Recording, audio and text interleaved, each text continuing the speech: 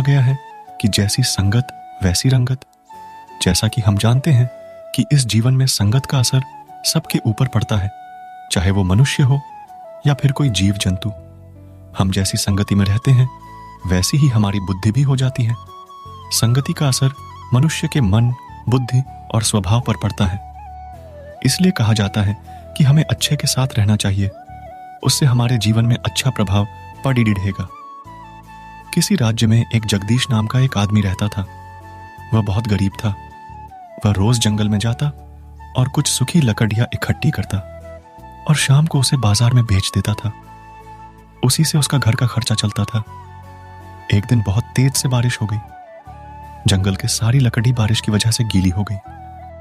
अब जगदीश सोचने लगा कि आज तो सारी लकड़ी गीली हो गई है, आज मैं बाजार में क्या बेचूंगा, आज का खर्चा कैसे चलेगा। ये सब सोच सोचकर और उदास होकर जंगल में एक पेड़ के नीचे बैठ गया। तभी जंगल में ही उसे एक डाकू का अड्डा दिखा। वहीं पे एक तोता भी था। जगदीश ने उसे पकड़ बेच लिया। घर लौटते समय उसे एक आश्रम मिला। वहां पे भी एक तोता था।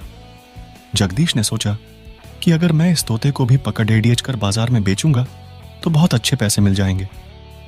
फिर उसने बहुत मेहनत करके उन दोनों तोतों को पकड़ ढा और उन्हें घर लेकर आया।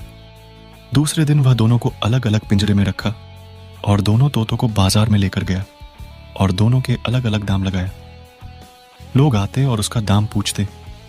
तब जगदीश कहता कि एक का दाम 1 रुपया और दूसरे का दाम 2 लाख रुपया बताता था।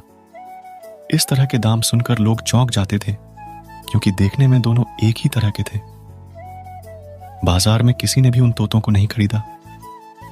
यह बात वहां के राजा को पता चली कि उन्होंने अपने एक नौकर को आदेश दिया कि जगदीश को दोनों तोतों के साथ इस राज महल में लेकर आओ।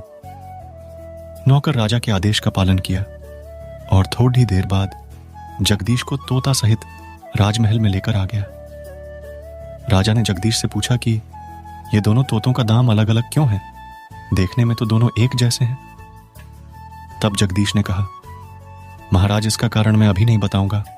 जब आप इसे खरीद लेंगे तो आपको अपने आप समझ आ जाएगा। उस समय यदि आपको लगे कि मैं इनका दाम गलत बताया हूं तो आप मुझे सजा दे सकते हैं। राजा ने जगदीश के कहने पर दोनों तोतों को खरीद लिया और उसे पैसे दे दिए। जगदीश खुशी खुशी अपने घर चला गया। दूसरे दिन राजा सुबह सुबह उन दोनों तोतों को देखने गया।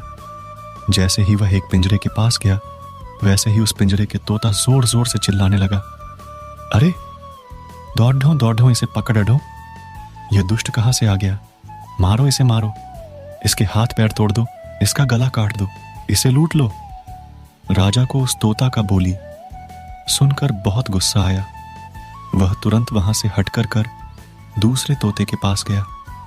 राजा को देखते ही दूसरा तोता बोला, आइए आइए महाराज, आपका स्वागत है। हमारे कुटिया में मेहमान आए हैं, आइए बैठिए, इनके लिए पानी लाओ। यह सब देखकर राजा को बहुत हैरानी हुई। उसने तुरंत अपने नौकर से कहकर जगदीश को बुलवाया और उससे इन दोनों के आवाज में फर्क के बारे में पूछा। जगदीश ने बताया कि महाराज, मैं एक तोता को डाकुओं के अड्डे से और दूसरे को एक ऋषि के आश्रम से पकड़ लिया था। डाकू लोगों को मारते पीटते, गालियां देते और लूटते थे। उन लोगों की बातों को सुनकर पहले वाले तोता ने यह सब सीख लिया था और वैसी ही बातें करने लगा था। दूसरा वाला तोता ऐसा बोलना इसलिए सीख लिया था कि वह एक साधु के आश्रम में रहता था और आश्रम में लोगों का हमेशा स्वागत होता है, वेद पुराणों का पाठ होता है और वहां हमेशा मीठा शब्द बोला जाता है। यही कारण है कि दूसरा वाला तोता सदा अच्छी अच्छी बातें करता है। यह सब संगत का असर है। अच्छी संगति इंसान के अंदर अच्छा व्यवहार उत्पन्न करती है और कुसंगत इंसान को हमेशा गलत रास्ते पर ले जाती है। इसलिए हम सभी लोगों को सदा श्रेष्ठ और ज्ञानी लोगों के ही संगत में रहना चाहिए। इसलिए कहा गया है कि जैसी संगत वैसी रंगत। ये कहानी आपको कैसी लगी कमेंट बताएं और चैनल पर नए हैं तो सब्सक्राइब जरूर करें।